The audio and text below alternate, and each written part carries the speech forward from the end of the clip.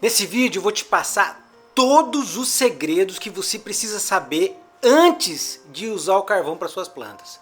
Eu posso te garantir que você vai se surpreender com esse assunto, tá?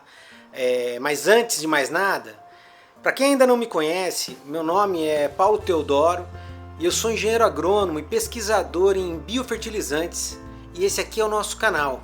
Aqui eu compartilho todos os resultados práticos do campo com as nossas pesquisas.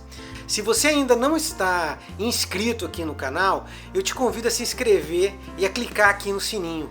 Assim, você sempre terá as novidades primeiro que todos os outros, porque você vai ser notificado para isso. Mas vamos aos fatos, né? A grosso modo, você pode comparar o carvão a uma esponja de lavar louça. Você tem o carvão aqui dentro, tem esses microporos aqui, todas essas fissuras, nanoporos também, e isso gera uma superfície específica imensa.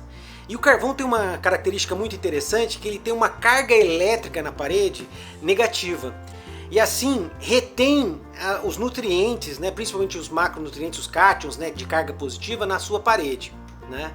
E isso evita a perda por lixiviação. Lixiviação nada mais é do que você lavar o solo, como as pessoas antigamente falavam. Esses poros também têm uma qualidade que servir de abrigo para micro-organismos que vão servir para solubilizar os nutrientes do teu próprio solo para a planta, tá?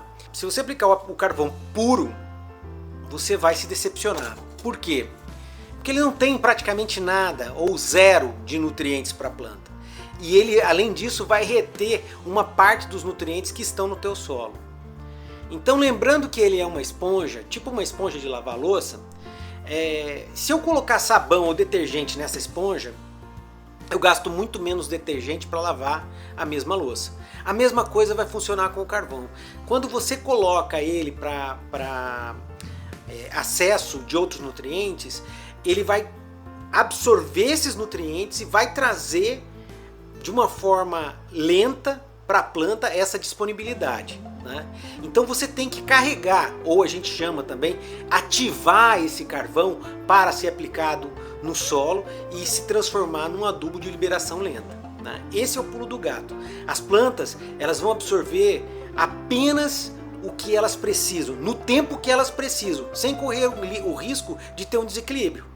A melhor forma que eu acho de carregar a minha esponja, ou seja, o meu carvão, é na compostagem, porque eu aproveito a matéria orgânica e também os micro-organismos que estão ali fazendo essa transformação, essa mineralização dentro do material, e isso vai ser impregnado, vai ser absorvido dentro desse carvão que é misturado, né? Agora, dá para você fazer em casa também. Além de você usar, você pode colocar esse carvão com outros materiais nutrientes. Eu gosto muito de utilizar com a farinha de osso, né? A farinha de osso e carne, e também utilizar uma parte de esterco de galinha. Eu faço uma mistura mais ou menos 1 para 1 desses materiais e coloco a mesma quantidade de carvão. Umedeço esse material, deixo ele mais ou menos por 3 dias e logo em seguida eu coloco uma quantidade maior de carvão para mitigar odores, tá? Isso faz com que o meu carvão, que agora já está pronto para ser utilizado, carregue tudo que aquele material orgânico tem disponível e eu possa assim abastecer as minhas plantas com esse material. A parte interessante disso também é que você tem na adição desse material no carvão um alojamento muito grande para esses micro-organismos, né? Então você tem capacidade de reter esses micro-organismos e fazer com que eles se multipliquem dentro do teu material. O carvão, ele foi utilizado há muito tempo pelos primeiros habitantes aqui da América do Sul, os ameríndios. E tem uma situação que me levou a me apaixonar pelo uso do carvão na agricultura bioativa, é a terra preta da Amazônia, né? A terra preta da Amazônia é considerado hoje um dos solos mais férteis disponíveis para o homem, né? e é um solo que foi fabricado. Essa é a parte boa da história, porque ele foi fabricado pelos ameríndios. E o que tem nessa composição desse solo? Basicamente matéria orgânica e carvão. Também tem alguns restos que eles encontram de cerâmica, né, que eles utilizavam nessas valas, né? E depois que esse material estava degradado, que já tinha acontecido essa degradação da matéria orgânica, essa mineralização, eles passavam a plantar nessa área. E hoje é considerado um dos solos mais férteis do mundo. Eu uso esse exemplo aqui na agricultura bioativa como o nosso grande motivador de transformação e de produção de composto.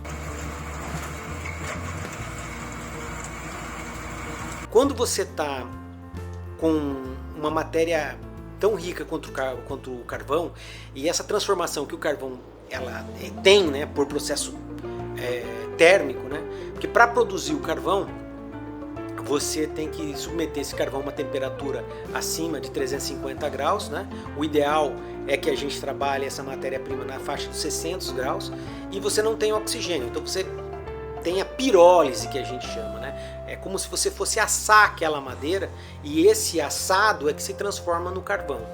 Conforme você aumenta a temperatura desse material durante a pirólise, você tem uma maior superfície específica. Então, quando você tem uma alta temperatura e submete essa madeira também à pressão de vapor, você pode chegar a ter 1.200 até mais, né, 1.500 metros quadrados por grama. Exatamente isso. 1.200 a 1.500 metros quadrados por grama. Ou seja, ele tem capacidade de alojamento para muita coisa. Ou seja, você usa uma quantidade pequena, mas você vai estar com esse material super carregado e disponível para a tua planta. Nós utilizamos muito o carvão aqui para controle de odor também, tá? Então, ele absorve, né? Eu já tive trabalhos sendo feito em galinheiro, né? de grande escala, né? Produção de galinhas aí, para controle de calo de pé de aves, tá? Que é um dos problemas da avicultura, e a gente colocou esse carvão em pó na área onde os pintinhos são alojados. Isso fez com que a gente reduzisse de 58% a incidência de calo de pé para 8%.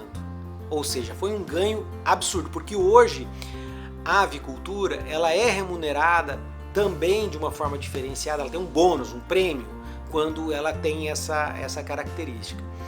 Uma outra forma de usar esse carvão, e que dá muito certo também, agora aí nesse caso eu recomendo que você pense num carvão feito numa temperatura mais alta, acima de 600 graus, para você eliminar todos os gases voláteis desse carvão, né? Você pode utilizar ele na ração animal, tá?